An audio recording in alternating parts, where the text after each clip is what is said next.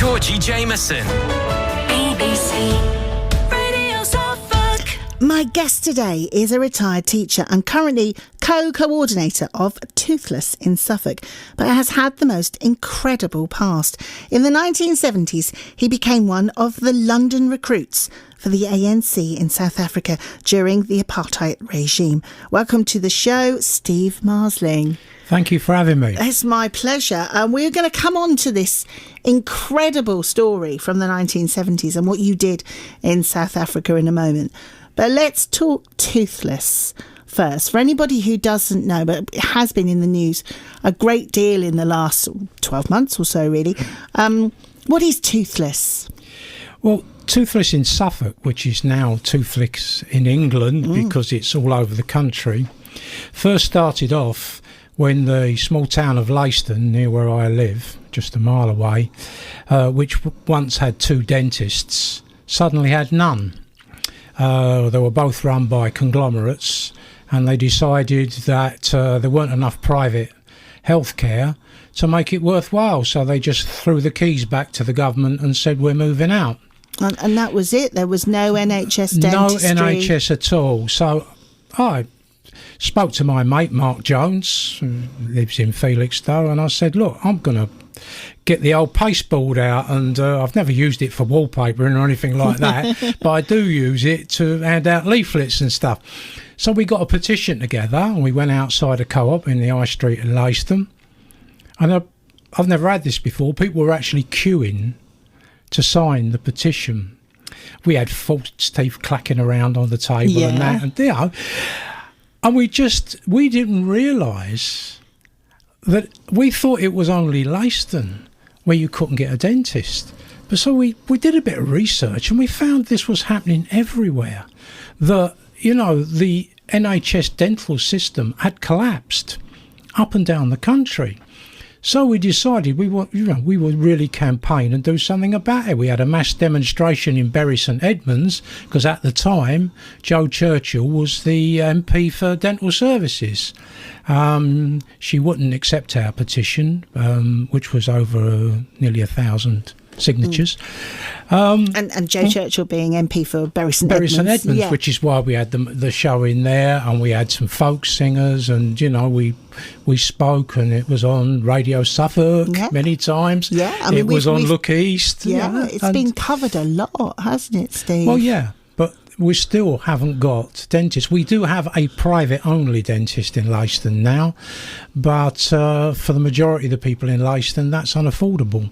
And so we are still campaigning for a dentist for everybody and campaigning to get the contract changed, because the problem is that a contract that was done in 2006 and was regarded in 2008 as unworkable and not fit for purpose is still there, and it doesn't pay dentists enough to carry out NHS work. I mean, are you going to work for a penny if someone's offering you a £5? I mean, the answer's obviously that contract needs to be renewed. But it's the same right the way across public services. You know, people, you'll clap for people, but will you offer them a decent wage rise for the cost of living crisis? And this whole Toothless campaign, as you said, has really struck a chord with people, not just here in I mean, you found out that it wasn't just Leiston, it was wider into Suffolk, then wider into East Anglia, and now right across the UK. Yes, right across the UK. We've submitted evidence to yet another parliamentary inquiry about the dental services, an all-party inquiry.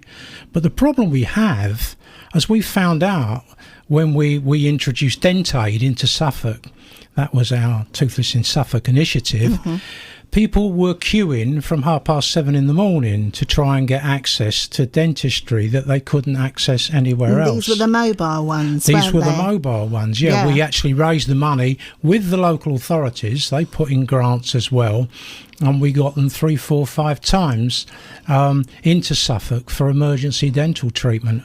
And they were absolutely exhausted by the end of it, because they said we just worked non-stop. They had to work non-stop, as we did as well, because we help it with the triage and things like that. But it was, and still nothing has been done about it.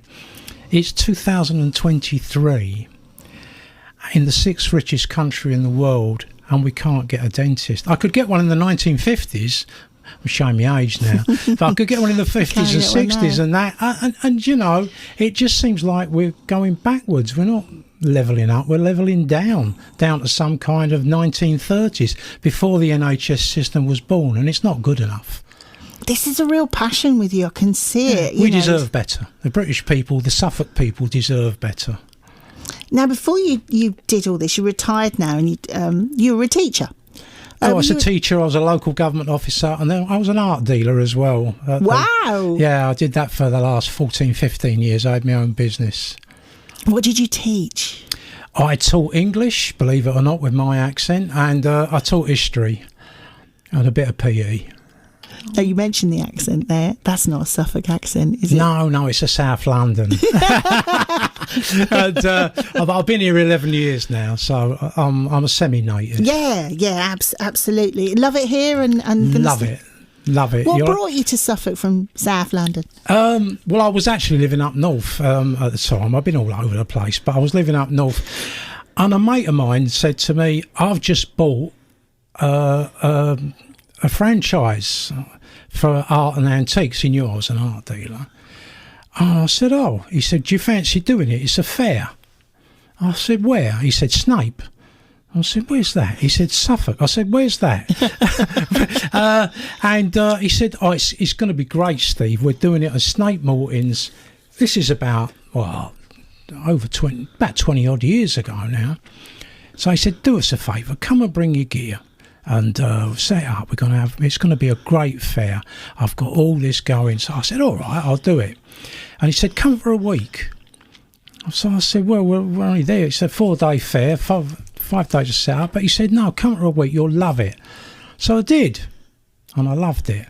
I told my wife, Lynn, I said, this place is just...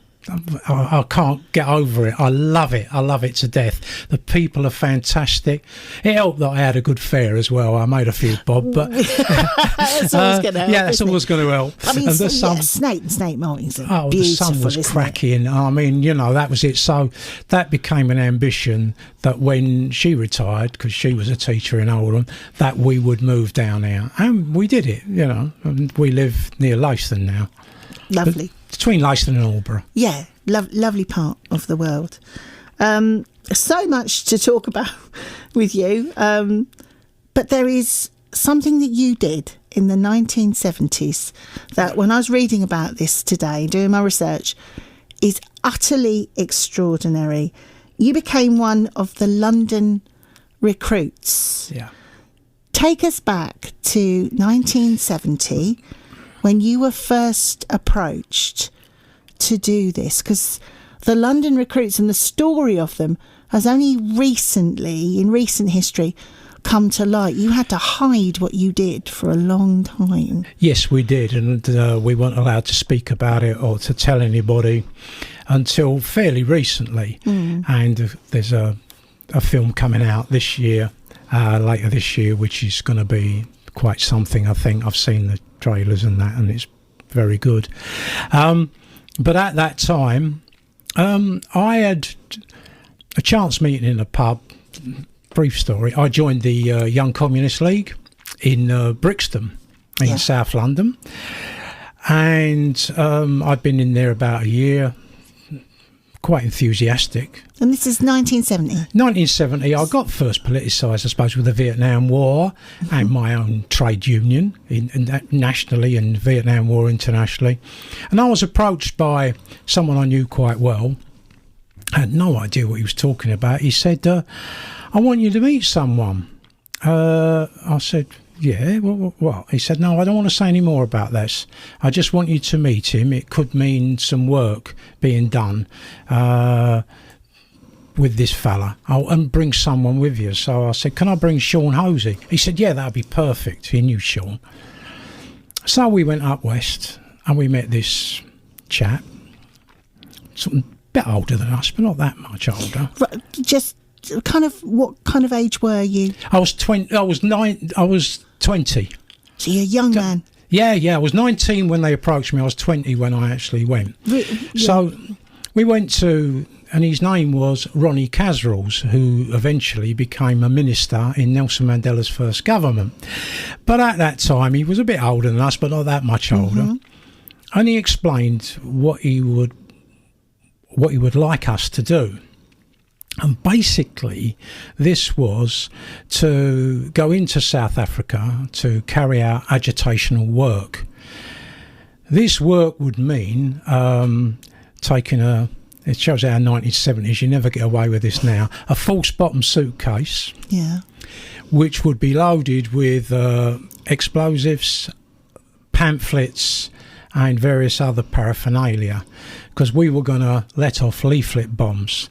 And this was for the ANC. This is for the African National Congress. Yeah. These leaflet bombs never hurt anybody. They were harmless. I mean, you were like a giant firework. But what they would do is explode and let all the leaflets. So you put them near bus stations, railway stations, and the African working class people would grab them and take them back to the township. It scattered your literature around.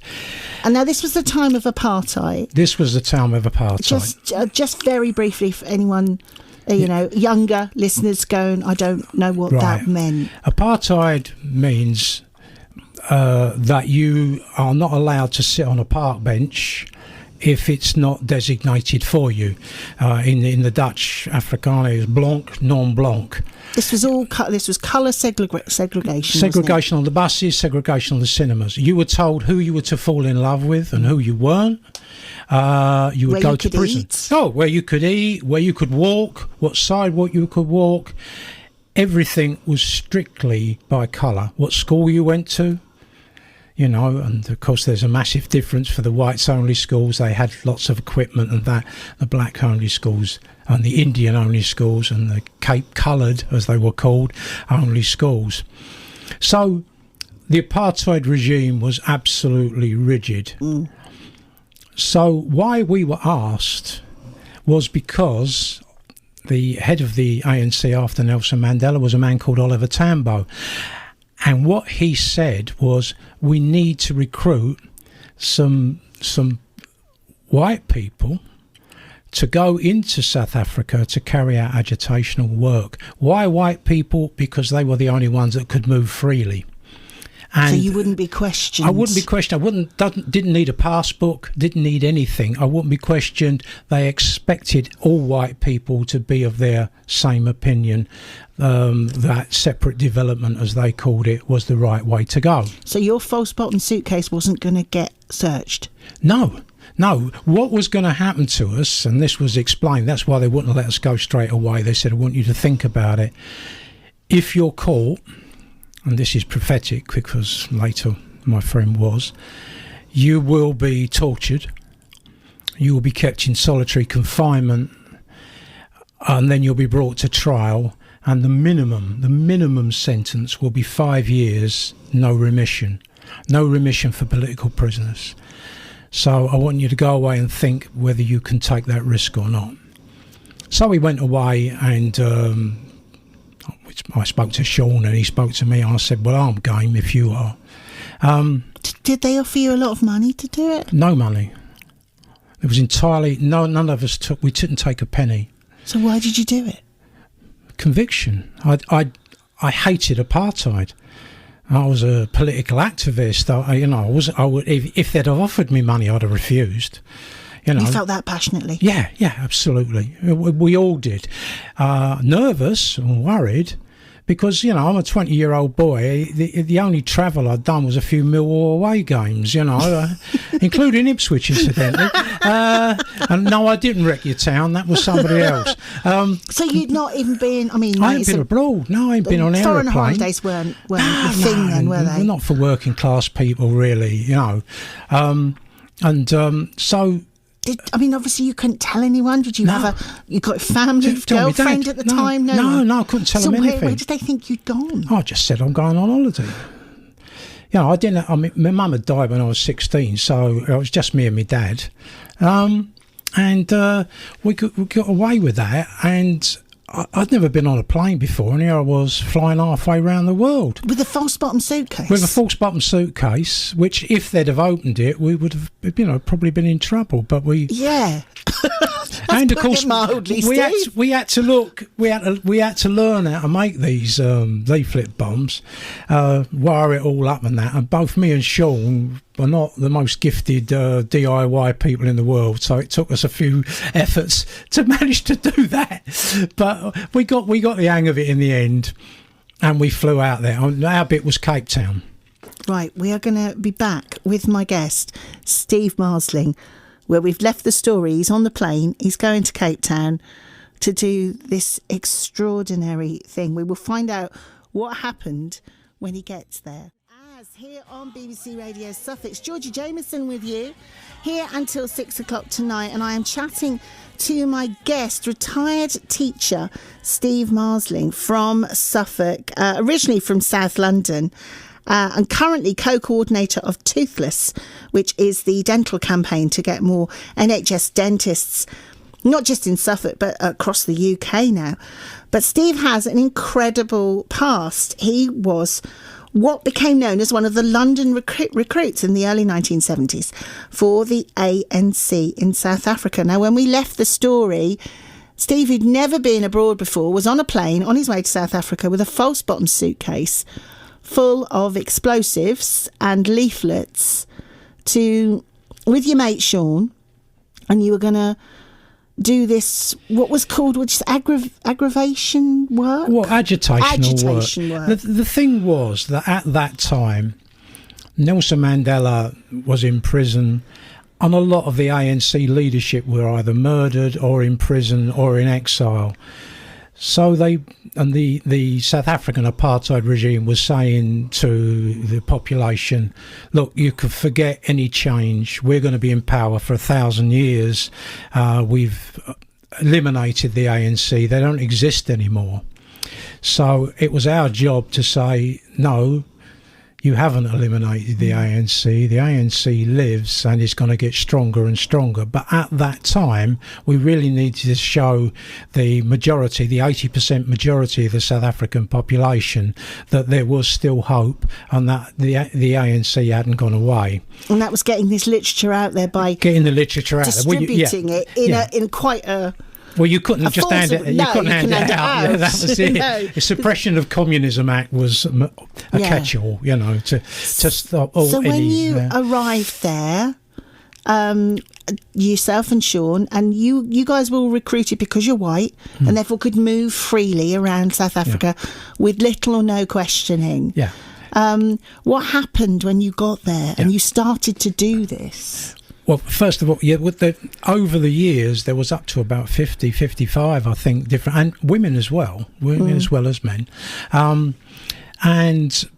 We weren't the original, but we were fairly new. This was a fairly new idea. We didn't know what was going on in other cities, but we found out later. So the first thing you do is you're supposed to be tourists. So you have to act like tourists. This is difficult because you see a lot of things that you would want to intervene in. People being pushed off the street if they were black, as they're walking down the road, people being ordered, stopped at random, where's your pass, boy? And all this kind. I mean, it's not very nice. Did you see people being physically beaten? Oh, yeah, you do, or threatened or beaten or just treated like rubbish. And obviously we cannot intervene. We're there for a purpose. We're there for a reason. And so we've got to act like, just tourists who are just checking out no interest in politics, etc. like that. Just in Cape Town to have a good time. We went to the tabletop mountain, we went to the races at Cape Town races and things like that, and just generally acted like a tourist. Mm-hmm. So... But all the time, we had things to deliver, secret leaflets and things like that. So we went to various post offices, never one big one, just posting off things to various addresses that we had to do. And then the time came, and I met this receptionist at the hotel. she's very pretty, very attractive. And then we got talking, and Sean got talking to someone else, and we took them to a restaurant. And there's 4 of us there. It was all very pleasant, very nice. And then suddenly this very armed policeman came into the restaurant, and the girls froze. And me and Sean looked at, what's going on here, And anyway, when he left, we said, what's up? And she said, well, we should have told you. We're not meant to be in this restaurant. We're classified as non-white. I said, non-white? You are white. She said, no, we're not. We're called Cape Coloured. And what did that mean? And that meant they could have got arrested, for mixing with white people. Excuse me. And that meant that we would have been investigated, in trouble.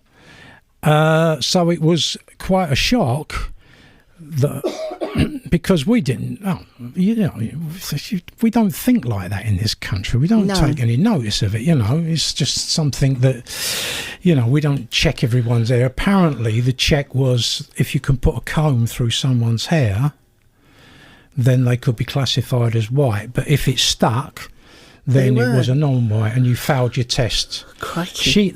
She told me later that she was asked if she would take the whites test, but she refused point blank on principle. So that was a bit of a scare. But then the day comes when we've got to assemble all these bombs, leaflet bombs. We put them in buckets and that. So we had one. I don't know if you remember. You look way too young to remember this. But there used to be, what you could get was like a little timer that if you put money in a parking meter and you put in, say, an hour, well, you could have this thing and you could wind it back and it would tell you when your hours was up, so you had to run back to the meter and I'd put more money in or get in your car and go. So that was our device.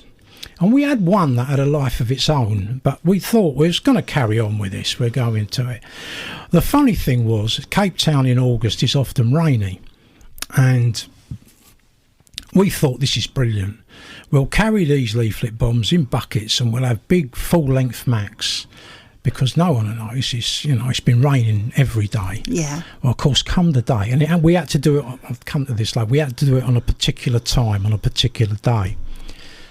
The sun is shining. It's absolutely cracking flags. And there's an Englishman and an Irishman, because Sean's Irish, in full-length rain macs, hiding these bucket bombs. And I mean, conspicuous? I think so. I think so. Yeah, so that's what we did. And we walked on, and we got to the first bucket bomb. That was near the railway station. Set it. 20 minutes, right, depart. Second one, going on by the bus station. And it came to my turn, and I set this timer, and it came straight back. So instead of staying at 20 minutes and giving us time to get away, it was going to go off in about 20 seconds. So being young, I didn't bite my nails then. I have done ever since. I jammed me nail into the device to stop it going off, and it hit my nail and didn't explode. Otherwise I'd have been severely burnt and we'd have been arrested straight away. So I looked at Sean, he's white as a sheet. God knows what I look like. And slowly with my fingernail I moved it back to about 15-20 minutes to give you a chance to get away. Well, yeah, but I got to move me nail first. Moved it, and it stayed. And it went off in 20 minutes. It was just temperamental. I don't know what's wrong with it. So then we went to the Parliament in Cape Town. They didn't tell us to do this, but we thought it'd be a bit of a laugh. So we let one off there as well. And so I think it was 5, maybe 6 bombs in all. And it was fantastic. You know, the bombs went off, bang, and that, and people, were frightened at first because it was a loud bang, and then saw that they were leaflets and just grabbing handfuls and the police were all there, giving them, dogs and stuff like that, and finding out what was happening. This is all in the film. This actually, because this is this film that's going to be out. Yeah, there's a very handsome young man playing me as a young person. There's also me as an old git now. So I'm in it as me, and I'm also, there's an actor playing me and Sean. We're not just about us, because there was other people, but yeah, it's very exciting. It's a real thriller as a film as well. I will be back just very, very shortly. I've just got a little bit of travel news for you. Road closed for the second day between Henley Cross Keys and it says road traffic incident, but there's no diversion or details of length, and that's at the High Street at Codnam, says Mary. Thank you for your text. We'll have more travel news after 4 o'clock, but I don't want to leave the story, and we've got news coming up at 4, but we need to get to what happened to your friend Sean, because you both came back to the UK. Yeah, we came back. We had a bit of a scare. Our travel ticket was wrong. And they said to us, no, you'll have to go to Rhodesia first. So we started to run, and we'd only let the bombs off the day before. And the police drew their guns, because you're not allowed to run in their stations, or went for their guns. And we had to show up. We thought we were caught, Mm-hmm. They'd twigged that it was us. But no, it was no running. So they showed the passports and that. So anyway, we got back. It was front page news in every newspaper. It wasn't just us. We did Cape Town, but what we didn't know was that people were in Pretoria, Johannesburg, Durban, and places doing the same thing. Yeah, but of course we never knew anything about that. So we get back, and both in Rhodesia, which is now Zimbabwe, it was headline news, front page everywhere. This had gone on, blah blah blah, and was asked would I do something else if it turned up. So I said, I'd be interested in finding out. So about a year later, just over a year, I got an urgent call. We have a real emergency problem that we need to get some money and some forced passes into South Africa, and someone is going to have to go to near Durban and just deliver them. Would you be up for it? And I said, yeah, of course. And then I thought, oh no, when they told me, how quick it was, I was going on my first teacher's practice for a week. So this is your teacher training? Yeah, my teacher training. So I said to Sean, Sean, he said, I'd love to do it. He said, I've got tons of leave, owed to me. I'll go. So he took my place, and he walked into a trap. They'd somehow broken, or thought they'd broken, and kind of done a code, and it worked.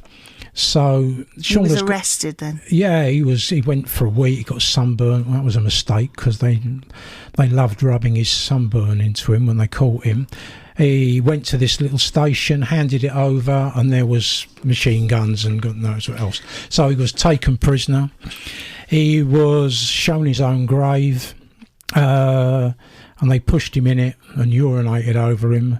They banged his head, beat him up pretty badly. And he was imprisoned for 5 years? Well, he had 8 months solitary. In the meantime, I cleared out his old flat, because I guessed the Bureau of State Security, which is the South African Secret Police, would try and get in there, and they did, but there was nothing there because I'd cleared it out. Just before his trial, I was followed all over London and phone tapped and that, but that all stopped when he was sentenced. Can I just say that Sean was offered a deal? They said to him, look, you've done 8 months solitary confinement.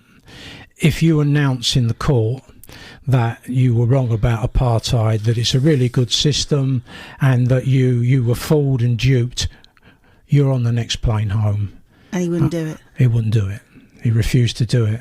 We can have to go, Steve. I'm so sorry. It's time for the news, but thank you so much.